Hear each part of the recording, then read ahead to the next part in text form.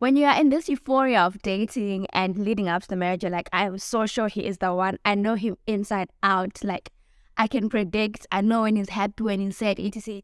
And that is true, from years of dating someone, you learn a lot about them. But the thing is, when you're dating, you're always bringing your best self. Hi guys, my name is Kumano and welcome to my channel. If it's your first time here, you're very, very welcome. And if you're coming back, thank you so much for coming back. This is Sunday Tea with Noble, which is just like a light-hearted chat that we have on, Sundays about life, relationships, that kind of stuff. And man, thank you so much for the great reception on the first video. You guys came through for me and I really appreciate it. Please do keep engaging with this Sunday teas. A special shout out to Tolo Wesley, who reminded me in one of the videos that I posted this week. She was like, guys, don't forget to watch the ads. And I realized that I actually have never said, please watch my ads. So please watch the ads that are there. Please don't skip the ads because that's how I actually make money off YouTube and that's how the channel grows. But anyway, enough about that. In last week's video, if you haven't watched it, I'll link it up. Make sure you go and watch it. But in last week's video, I was talking about how I got married young and I felt at the time that, I was good and ready and this was the person that I wanted to marry and I knew this person and that this is the kind of person I want to end up with, right? But then during the week I was reflecting and I was like, nothing can ever really prepare you enough for marriage, right? Like you think you know everything, you'd go for counseling with your pastor or whatever counselor that you go to. I had my bridal shower and I was, advised and guided in that. And then also the night of the wedding, we went to my house after the wedding and, my family kind of counseled us on that and then we went to his family. So there's a lot of counseling that should ideally go into it. Some people skip it, I don't know why. And yet still when you get in there, it's like, wow, nothing could have ever prepared me for this. And so I just thought to, talk about the surprises that I've met in marriage and the lessons and then out of that, the advice that I have.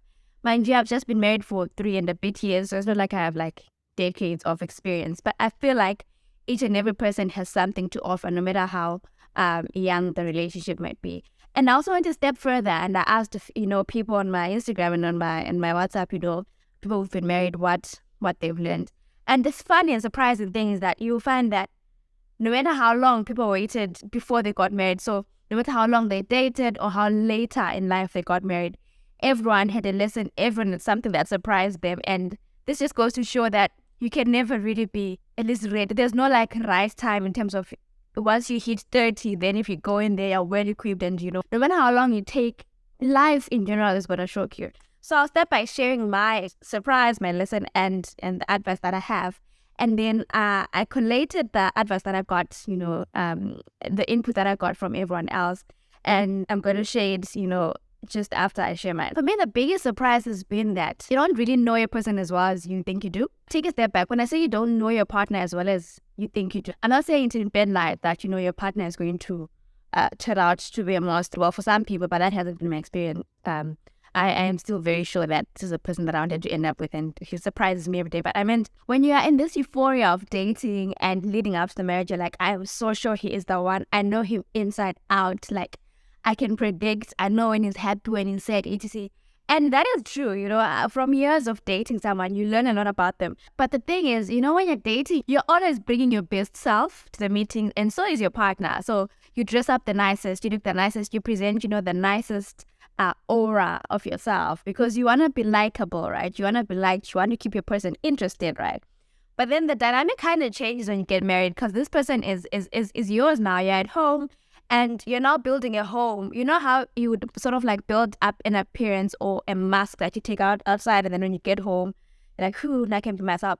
Now you can be yourself at home with this person, right? So you start to learn a lot more about your partner than you could have ever learned. And a lot of it comes just living with someone. So you don't know what they really like in the morning when they wake up because maybe when you're dating, he would have like 30 minutes to himself to calm down and defrost and thaw before he starts talking to people.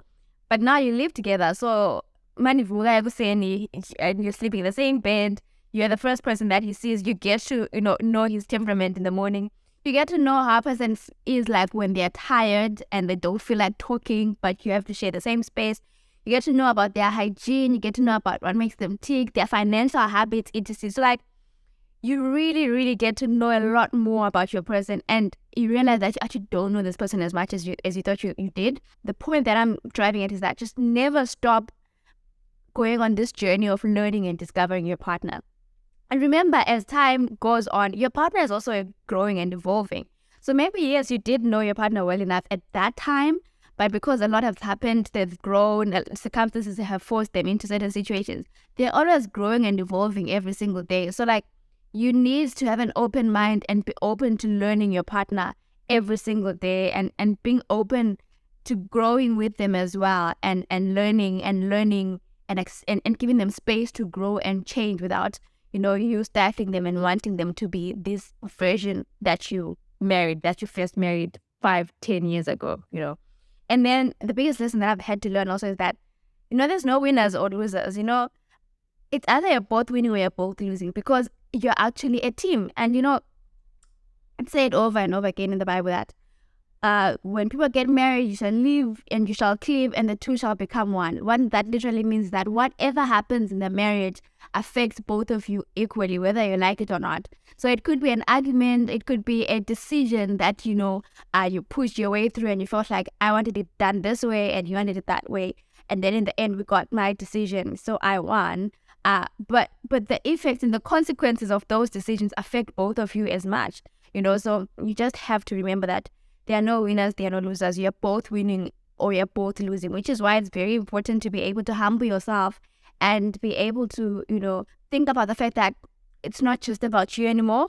Decisions affect your partner as much as they affect you. And so make them an active participant in the decisions that you make, not just about the marriage, but the decisions that you make about your life as well. You have to bring in your partner into your decision making, because it's his decision as much as it is yours. And then the advice that I have, kind of linking to that, is that you have to build everything together.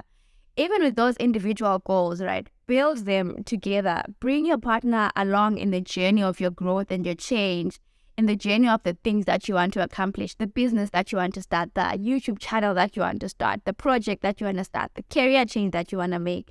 Bring your partner along and build together. Sometimes when we're the ones making the decision, our judgment is clouded by what we want, our inclinations, right? So you might not see blind spots that your partner can spot because they are looking from outside. So as you're building, you need your partner to check those things that you're sensitive about and that you even hide and they're not honest about yourself. And then moving on to, the input that I got from all of you. Thank you so much for participating. I would start with the surprises. Surprise number one that a lot of people say is that marriage is actually a lot of fun. When people ask me what is marriage like, I always say, I grew up with strict parents, right? And so like sleepovers weren't really a thing.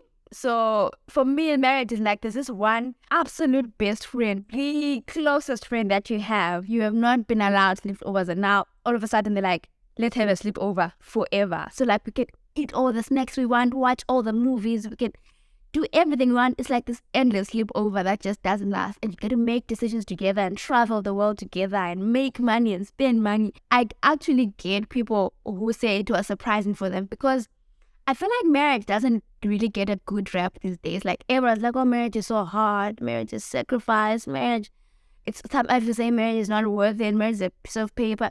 It's made to seem very dreadful. I think especially for the woman, Class in line on our partner, especially forgive me for saying this, but most of our aunties and double gogo and all that, the picture of marriage that they present to us is that we are there to serve the man and make him happy and fulfill all his desires and make sure that, he is satisfied in every way. No matter how you feel, no matter what your aspirations are, you're supposed to put them aside, because your role there is to grow the family, your role there is to support your person, And principles, well and fine, those are fine, but it sucks the joy, or when from the outside looking in, it sucks the joy out of it, because you're like, why am I tying myself to a person? Why am I getting into a thing where I'm supposed to just be a servant and just like give as if there's like nothing in return for me? Like, so are you saying mine is just to give and his is to take, And so I think for a lot of women, marriage has a bad rep because we aren't really shown the good sides. And I think even we married people like are guilty of that. Like we don't advocate well enough for marriage. We don't tell you all the good stuff that happens in marriage. We are just always like showing or telling people about how hard it is, how bad it is. Be careful, take your time, make sure you make the right decision. But marriage is so beautiful, you guys. Marriage is fun. Being married to the right person is so much fun. I told you last week that, so many doors open, so many avenues open, and you just get to do and explore life together, and, two are better than one. Life just evolves into something just bigger than you could have ever thought it would be. And someone else said they were surprised by the fact that love is not enough. And this is a very important thing, because again, when you're dating, there's this euphoria that we are so in love and love conquers all. Love is the basis and the foundation, but there are times where love just isn't enough. Do our principles align fundamentally? Has this person changed and become someone we don't really agree with in terms of the way that they live their life? You can love someone and they turn out abusive. Is love still enough then? This is a topic all on its own, but you have to use your head as much as you use your heart if you're going to sustain your marriage. If you're always using your heart and not being rational about a lot of things, it can become tricky. And then lessons. One is create your own culture. And this is something that my husband and I have believed in so much, that we're both coming from two families, right? And it's up to us to decide what our culture is going to be like. I remember very well on the day I got married, in the evening, my dad said, you guys are a family now, the two of you. Take what you're taking from what you think was good that we did well, leave what you think we didn't do well, and develop your own culture. And I think it's very important to say, how do we meet in the middle? And there do you form your culture. Don't hold on to the fact that, in Kaya, we used to do it this way, so it must have been the right way. Remember that you're also now building with someone else who comes from a different home, and you're going to have a middle ground. And then secondly, don't sweat the small stuff. It's hard at the start, you're always like, oh, you left the toilet seat up, or you left this stuff. And I do admit that even to date, there are still some things where I'm like, I can't believe 3.5 years in, we still have to talk about this, right? But a lot of those days, just learn to let them go. If you're always nitpicking on the smallest thing and making an issue out of the smallest thing, you're never going to be happy, because I assure you, your partner is going to irritate you and bore you and upset you in the most minute ways possible every single day. And so if every single day you're picking out something, you will never ever be happy. Don't sweat the small stuff. Address the small stuff though before it becomes big, because the other danger is leaving things completely and then things blow up. So address the small stuff, but don't really sweat the small stuff. Learn to let some things go. Then don't lose your individuality. Remember, you're still an individual as much as you're part of a unit. And the same goes, allow your partner to grow and be an individual. Don't choke your partner and always want to have control of who they become. For sometimes we get upset when we see our partner thriving and making friends and all that stuff, because we have forgotten ourselves, that we've put ourselves on hold and have given ourselves completely to the unit of marriage, that we've forgotten to live as a person in the marriage, but also out of the marriage. Be yourself and live and grow and develop as an individual. As long as you're growing and developing as an individual, you are actually also growing and developing the marriage as a whole. And then be a team. Stand together against all odds. Protect your partner against all odds. Don't let people from the outside have a front row seat to your partner's flaws, your partner's mistakes. You might forget, because you love this person, you will forget, you will forgive, and everything will be fine. But those around you will never forget. In their head is going to be this thing that, do you know that this guy in all his life just doesn't do ABCD? We forget, but the people around us don't forget, and you want to protect isidima somuntu wakho. Now, obviously, this is not to say protect your partner when they're abusing you and hitting you and being harmful to you. Stand by them and don't tell people that you're in an abusive marriage. Of course, I'm not saying that, but I'm saying we are all human beings. This time is another lesson that we are all fallible, flawed human beings who are all just trying to be better and do better. So don't expose your partner's, humaneness. Don't expose your partner's flaws and mistakes as much as you wouldn't want them to expose yours. And then I could go on and on, but another lesson piece of advice that I really liked, say that make money. Lots and lots of money, and that way you can do whatever you want. And I support this because I don't know the statistics, but I do know that finances are high up there in the reasons for why people separate or divorce. A lot of the disgruntlements that people have, a lot of the bad decisions that people make have a lot to do with finances. And so try by all means to make money, to have money. And then where you solve a lot of the problems that come with not having money, and you stop fighting about a lot of the small things that money can sort of buy or solve. Yeah, guys, thank you for joining me again. I'm enjoying these talks and I hope you're enjoying this too. And please like the video if you enjoyed it. It really helps YouTube recommend my videos to other people. And then as always, please share with everyone else. If you haven't watched the previous video that I did on why I got married young and if I would recommend it again, click on the banner up here and make sure that you go and watch that video. I'll see you guys again next time. Goodbye.